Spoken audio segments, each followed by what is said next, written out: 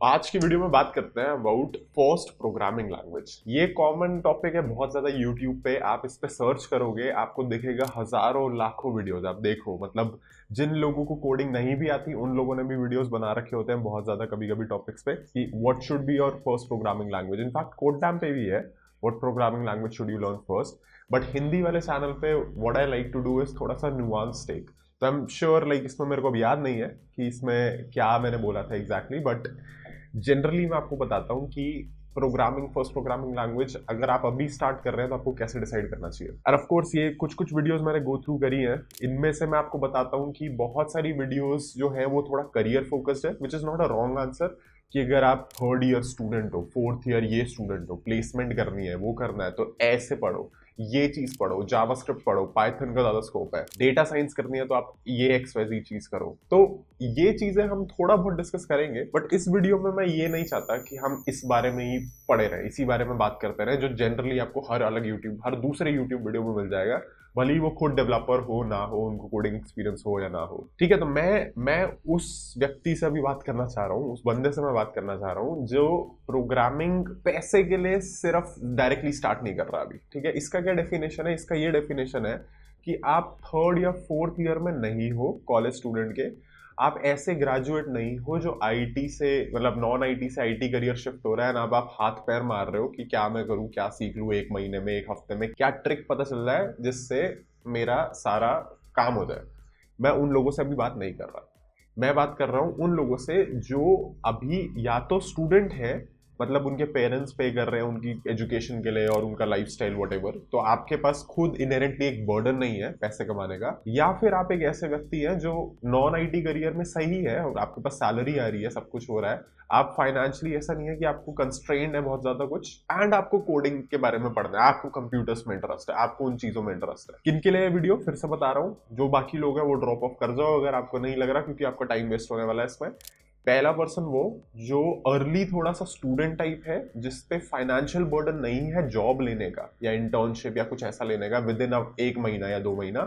And second व्यक्ति वो जो ग्रेजुएटेड है, जो देख रहे हैं अपने आप को नॉन आईटी से आईटी में ट्रांजिशन होते हुए, but again common denominator is कि फाइनेंशियल बर्डन नहीं है। ऐसा नहीं है कि आपको कोडिंग अभी सीखना है, एक महीने में सीखना है, एक हफ्ते में सीखना है और फिर जॉब चाहिए। क्योंकि जब आपका वो इंसेंटिव होता है ना, जब आपको एक महीना एक हफ्ते में सीखना है, तो आपके गोल्स अलग हो जाते हैं। आप क्या करते हो, आप सबसे छोटा रास्ता ढूंढोगे, एंड सबसे छोटा रास्ता जरूरी नहीं है सबसे मजेदार रास्ता हो। 2 पॉइंट के बीच में एक रास्ता है, ठीक है, एक है फ्लाई ओवर टाइप, जिसमें आप मतलब देखते हुए जाओगे चीजें, तेज भी हो सकता है वो, बट देखते हुए जाओगे चीजें, अच्छा व्यू है। एक है कच्ची सड़क, जिसमें आप पहुंच तो जल्दी जाओगे बट आपका एक्सपीरियंस बहुत बेकार होगा। तो मोस्ट लोग जो कोडिंग वाले हैं ना, वो चलते हैं उस कच्ची सड़क से जो बहुत छोटी होती है, लेकिन उस पर बहुत सारे मतलब आपको प्रॉब्लम्स होंगी, मुसीबतें होंगी, बिकॉज आप राशन कर रहे हो ना। आपको हर दिन सीखना है कुछ ना कुछ नहीं, आपको 6-6 8-8 घंटे बैठना है, आपको इंटरेस्ट है तो आप वो भी कर लोगे।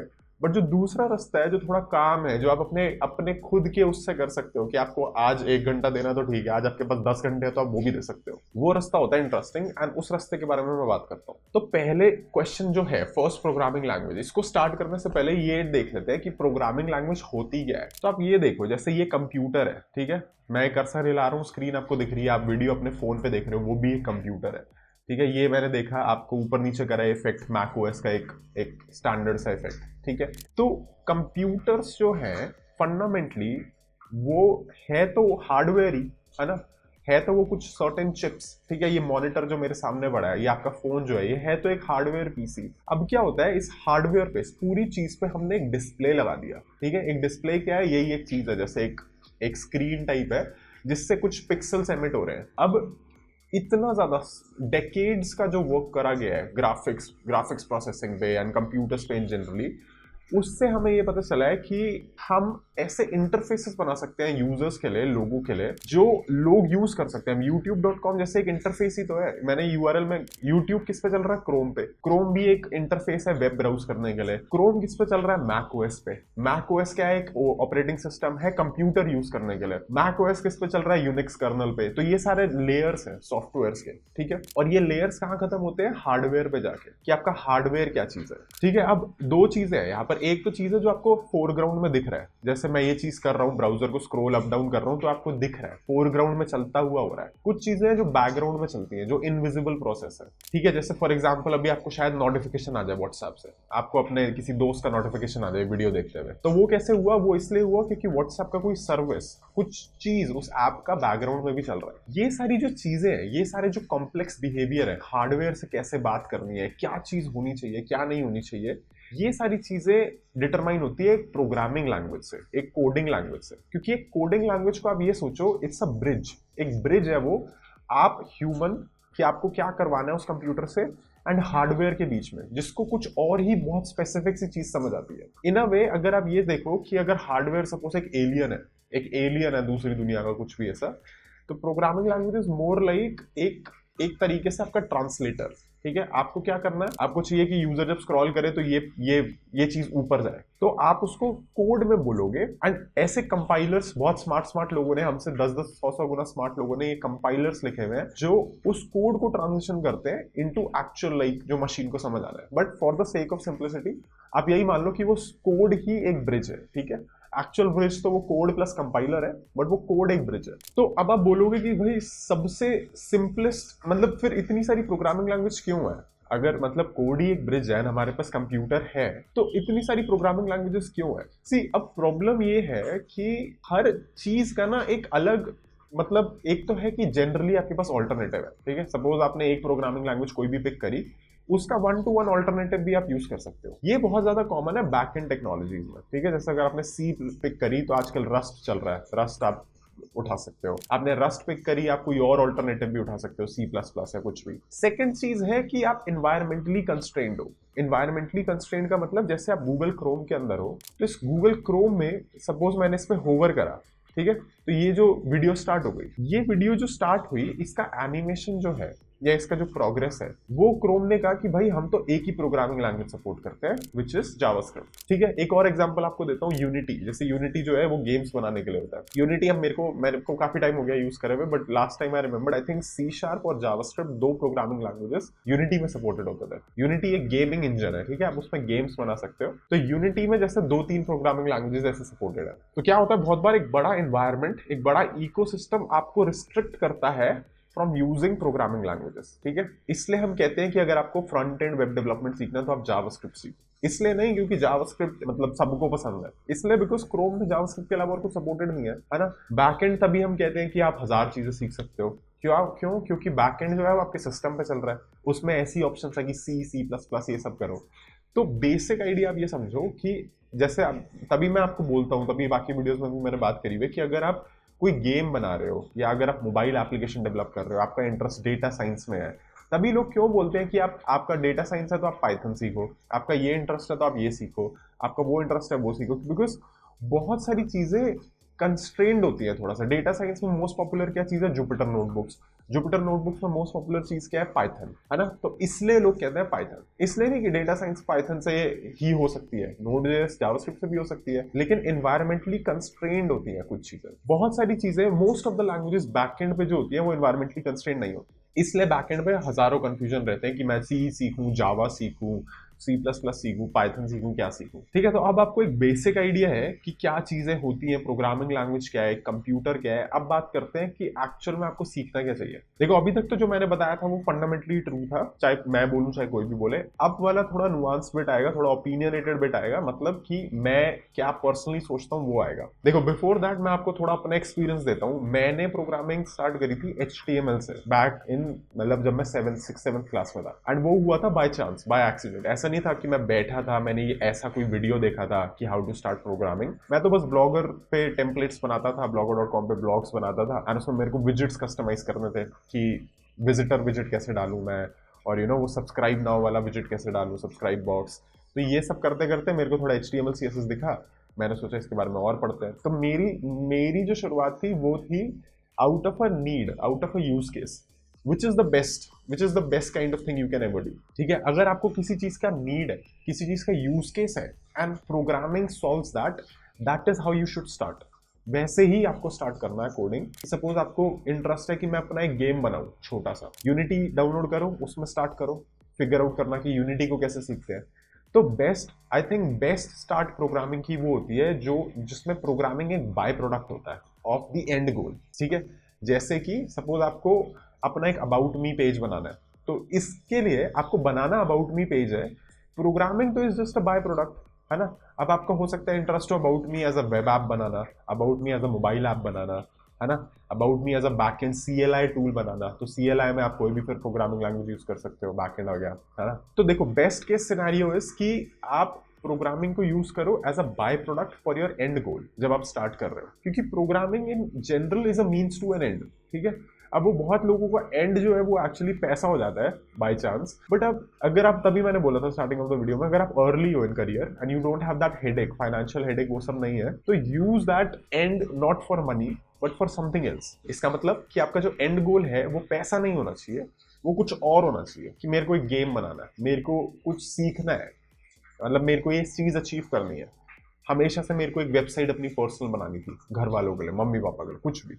मेरे को एक डोमेन नेम खरीदना है, मेरे को ये देखना है HTTPS कैसे काम करता है, वो HTTP वर्सेस HTTPS। तो ये सब जब आप करोगे तो आपके पास एक एंड गोल आ गया। अब आप रिवर्स चलोगे कि अब मेरे को क्या क्या सीखना है इस चीज के लिए, अब मेरे को क्या क्या लगेगा, HTML लगेगा, ये लगेगा, वो लगेगा। सेम मोबाइल ऐप के लिए कुछ और होगा, सेम डेटा साइंस के लिए कुछ और हो जाएगा, सेम AI/ML के लिए कुछ और हो जाएगा, ठीक है। तो व्हाट आई फील इज कि प्रोग्रामिंग सीखने के लिए बेस्ट केस सिनेरियो इज कि आप स्टार्टिंग में थोड़ा उल्टा चलो, अपना गोल बनाओ, उस चीज को पूरा सीखो एंड देन फिर सीधा चलना दोबारा शुरू करो टू गेन मोर नॉलेज, क्योंकि of course you won't know what you won't know, ठीक है। ऐसा होता है ना कि वेन डायग्राम, अगर आपने वो पॉपुलर वाला देखा हो, things you know, things you don't know and then things you don't know, you don't know, तो वो थर्ड सर्कल, थर्ड जो एरिया है, things you don't know, you don't know, वो तो आपको तभी पता चलेगा जब आप कोई लर्निंग पाथ या कोई कोर्स या कोई ऐसी चीज देखोगे कि अच्छा ये चीजें भी होती है। लेकिन आपको जब खुद आपने मतलब एक गोल सेट कर लिया तो आपको वो थिंग्स यू डोंट नो वाली चीज तो पता चल जाएगी अपने आप इजीली इन सम टाइम। अब क्या है, सेकंड टाइप के लोग जिनको बस कोडिंग सीखनी है,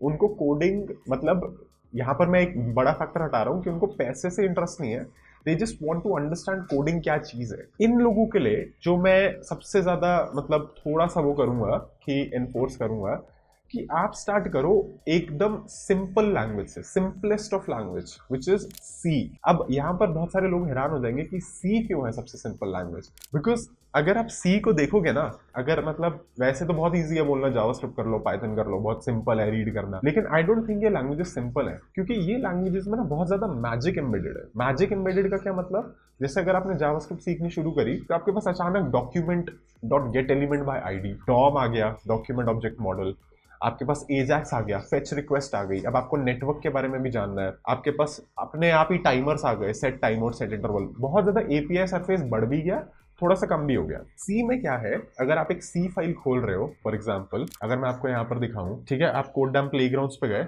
आपने एक सी प्लेग्राउंड बनाया, ठीक है, यहाँ पर सपोज हम सी सीख रहे हैं, तो आप इंस्टेड आप अपने कंप्यूटर पे भी सेटअप कर सकते हो इसको, but just for quick reference आपको मैंने कोडडैम प्लेग्राउंड दिखाया। क्या है सी फाइल, ये है, ये एक सिंपल सी फाइल है, इसमें क्या है, 6 लाइनें हैं, इंट मेन प्रिंटफ ये और रिटर्न 0। इस फाइल में ही बहुत सारे फंडामेंटल चीजें हैं जो आपको बाकी प्रोग्रामिंग लैंग्वेजेस भी मिलेंगे। फॉर एग्जाम्पल इस प्रोग्राम को जब हम रन करेंगे, जीसीसी से कंपाइल करेंगे और इसको एग्जीक्यूट करेंगे, तो आपको देखो जीसीसी आपको एक कंपाइलर मिल गया, ठीक है, आउटपुट कैसे देना है, एक CLI एरिया मिल गया, आपको ये इंट मिल गया, एक डेटा टाइप, आपको फंक्शन मिल गया, आपको प्रिंटफ फंक्शन मिल गया, आपको स्ट्रिंग मिल गया, आपको नंबर मिल गया, आपको रिटर्न स्टेटमेंट मिल गई, आपको एक फंक्शन ही मिल गया पूरा।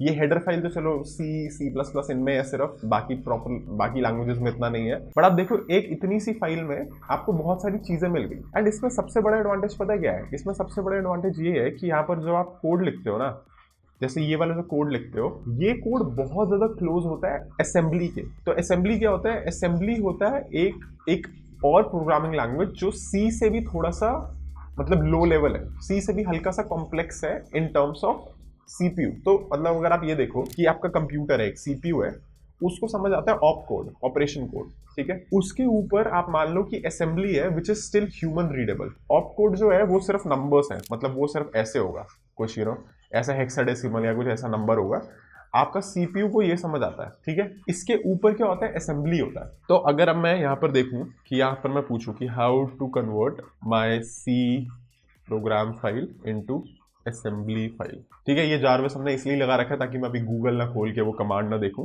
ताकि यहीं के यहीं हमें पता चल जाए कि क्या सॉल्यूशन है इस चीज़ का। देखो यहाँ पर हमारे पास आ गया है एक -s flag, open terminal, navigate and gcc-s। ठीक है, तो हम अभी gcc सीधा कर रहे हैं, तो instead of that let's just do gcc-s main.c। ठीक है, एंड आउटपुट दे देते हैं output.s।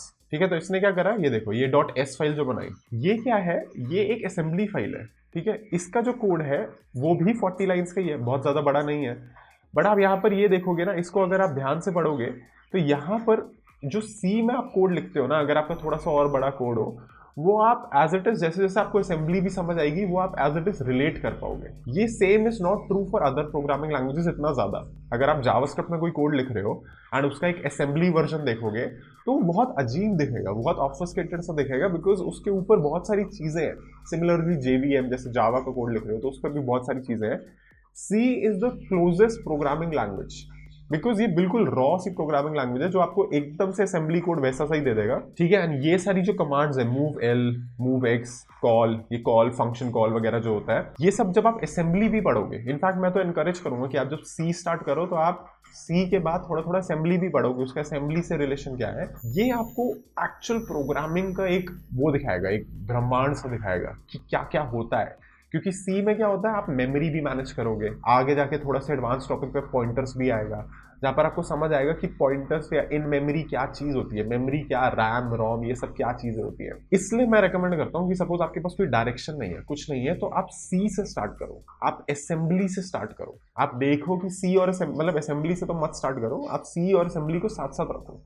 आपको जरूरी नहीं है पूरा असेंबली आपको लिखना है। इनफैक्ट मतलब अगर आप कंप्यूटर साइंस कोर्स लोगे यूनिवर्सिटी में, जैसे मेरी यूनिवर्सिटी में था, असेंबली पे भी एक कोर्स था जिसमें हम असेंबली हाथ से लिखते थे, और ये सब रजिस्टर्स और वो सब हम खुद लिखते थे, CPU register, move L, move, ये सब। तो अब तो मैं सब भूल गया हूँ ऑनेस्टली, अब मेरे को कुछ याद नहीं है ये सब क्या होता था ये कमांड्स, बट ये सारी कमांड्स भी इंटरेस्टिंग है। आप मतलब छोटे छोटे गेम्स भी बना सकते हैं असेंबली में अगर आप थोड़ा ढंग से लिखोगे। बट असेंबली में बस यही है कि बहुत ज़्यादा वर्बोसिटी बहुत ज़्यादा बढ़ जाती है, इसलिए प्रेफर करते हैं प्रोग्रामिंग लैंग्वेजेस। देखो ये वाला जो कोड है, ये यही वाला कोड है जो आपको असेंबली में दिख रहा है ना, बट ये कोड है 47 लाइन्स का, ये कोड है 7-8 लाइन्स का।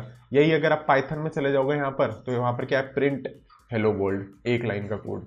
जावास्क्रिप्ट में console.log हेलो वर्ल्ड, है ना। तो वो सिंप्लीफिकेशन के चक्कर में आपका अंडरलाइंग वो चीज़ और कॉम्प्लेक्स होता जाता है। बट एनीवे, आप इस चीज़ को आई होप आप समझ पाए हो कि C कितना अच्छा प्रोग्रामिंग लैंग्वेज है इन जनरल। एंड आप जैसे जैसे ग्रो करोगे, आप जैसे जैसे C के बारे में पढ़ोगे, आप खुद से भी चीज़ें समझ पाओगे। आपको समझ आएगा कि नेटवर्क कॉल्स कैसे करना है, आपको समझ आएगा फाइल सिस्टम के साथ कैसे इंटरेक्ट करना है, और फिर आप किसी ईजियर लैंग्वेज पे जाओगे ना। See the beauty about hard things is कि जब आप हार्ड थिंग से ईजी थिंग पे जाते हो ना, तो आपको और मज़ा आता है, क्योंकि एक तो स्कोप बढ़ गया, अब आप और ज़्यादा काम और कम टाइम में कर पा रहे हो। सेकंड चीज़, आप बिकॉज एक डिफिकल्ट चीज़ से आए हो तो आपको वो चीज़ और ज़्यादा ईजी लगती है। बाकी लोग क्या कर रहे हैं, जावास्क्रिप्ट में फंस रहे हैं, पाइथन में फंस रहे हैं, सर पीट रहे हैं कि ये हो नहीं रहा। आप क्या हो, आप भाई C से आए हो, आप C++ से आए हो, आपको ऑलरेडी कॉम्प्लेक्सिटी पता है कितनी होती है, तो आप एक स्मार्ट डेवलपर कहलाओगे। ठीक है, so that's all for this video. आपको होपफुली पसंद आई हो, होपफुली एक अलग डायरेक्शन, एक अलग पर्सपेक्टिव में लाओ। नीचे कमेंट्स में बताओ कैसा लगा, लाइक कर दो, सब्सक्राइब कर दो फॉर मोर कंटेंट, एंड मिलते हैं अगली वीडियो में।